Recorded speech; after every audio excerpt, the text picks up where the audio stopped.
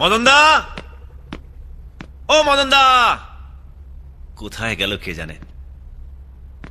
মদনদা, ও মদনদা। বৌদি, ও বৌদি, মদনদা কোথায়? বাগানে? আপনি কি মৌনব্রত করেছেন? করুন করুন করুন। আপনি যত চুপ করে থাকবেন মদনদার ততই লাভ। পারলে চোখগুলোও বন্ধ করে রাখবেন, তাহলে বাইরের ওই সিনগুলো দেখতে পাবেন না। আসি তাহলে। তোর গাল দুটো না পুরো পাউরুটির মতো, তোর আঙুলগুলো ফিশ ফিঙ্গার। কি করছো কি মদনদা? পড়ে যাবো তো। তাহলে আজকের কোটাটা দিয়ে দে। কেউ যদি দেখে ফেলে? দেখো পাড়া পড়শিতে কেমন মাছ ধরেছে, শুরু হয়ে গেছে। কেমন মাছ ধরেছে পড়শিতে, দেখুক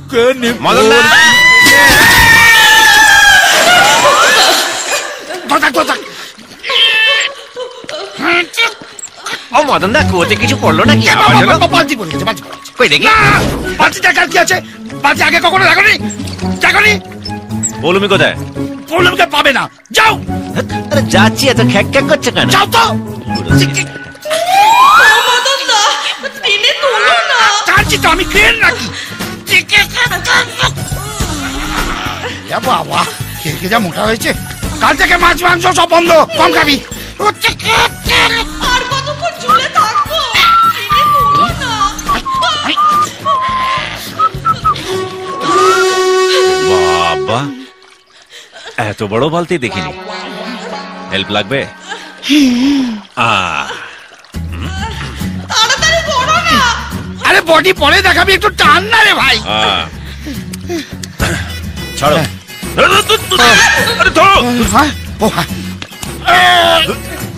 আরে আমাকে না, দড়িটা ধরো না, মানে সেফটি ফার্স্ট তো। চল লাগাকে। এইসো কুমড়ো পটা, এইসো হাতি বড়, এইসো নুনের বস্তা, মোটা বস্তা, হাতি বড়। কি হলো? ওরে বাবা, আরে থামলে কেন? কি ওজন করেছে রে ভাই? ওরে চলে আমার।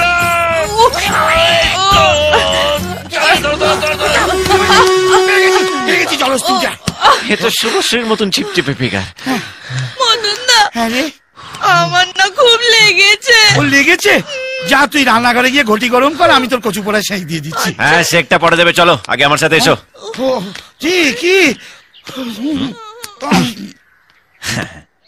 তুমি আমাকে না জিজ্ঞাসা করে পৌলুমিকে পাঠিয়ে দিলে কেন? তোকে কেন বলবো? তুই কেন?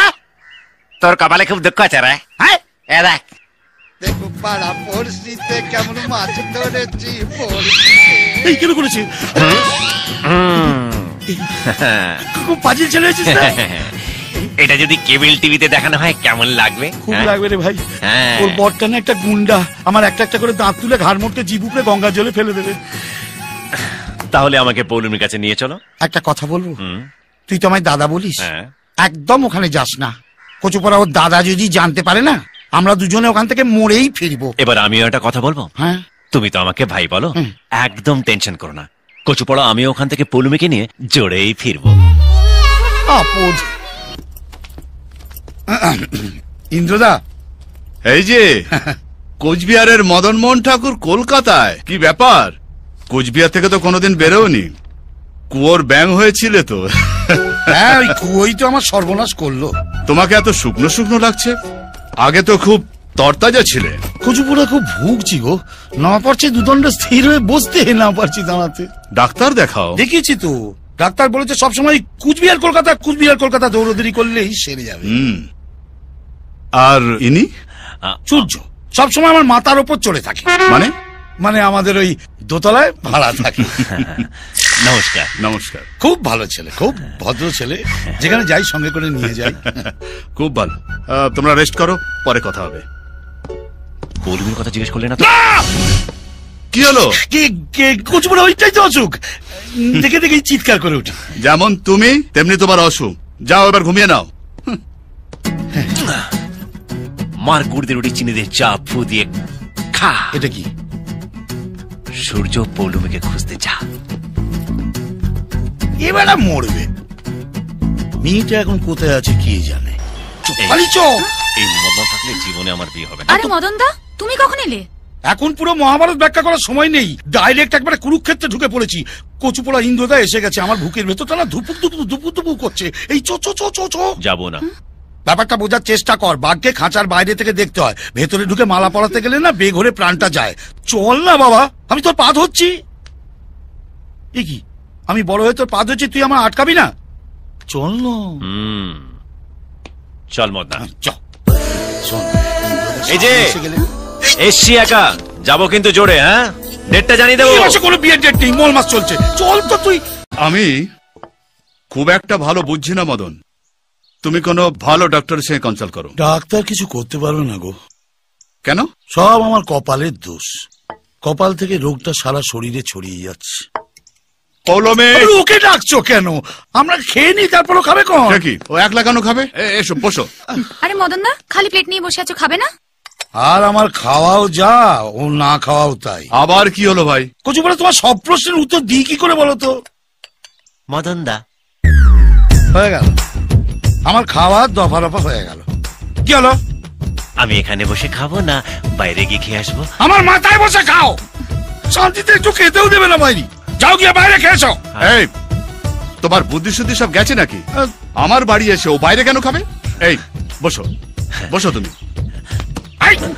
এইটা নয়, ওইটা গিয়ে বসো, ওইটা গিয়ে বসো, যাও বসো। তোমাকে প্রথম দেখেই আমার বেশ ভালো লেগেছিল। Thank you. পরে ঠালা বুঝবে। বলো তোমার কি প্ল্যান? একদম জিজ্ঞেস করো না। তুমি চুপ করে খাবে। হ্যাঁ বলো।